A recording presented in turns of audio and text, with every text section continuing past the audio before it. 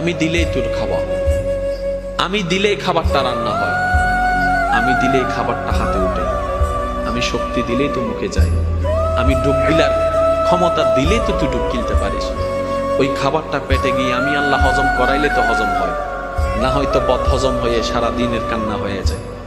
আমি আল্লাহ স্রষ্টা হিসেবে যা করার সব করব, তবে আমি তোকে নতুন করে বলবো না নামাজ পড়, আমি তোকে বলবো না সুদ খাইস না, আমি তোকে বলবো না বউ পিটিস না, আমি তোকে বলবো না যৌতুকের জন্য অত্যাচার করিস না, আমি তোকে কিচ্ছুই বলবো না ওর জায়গা দখল করিস না, আমি তোকে কিচ্ছু বলবো না তুই যখন আমার চোখের সামনে অন্য জায়গা দখল করে তুই যখন দেওয়াল তুলবি আমি তখনও দেখে কিচ্ছু বলবো না।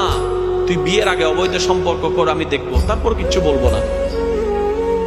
তবে তুই যদি বুদ্ধিমান হস, ভুল করলো তোর জন্য একটা সুযোগ দিচ্ছি।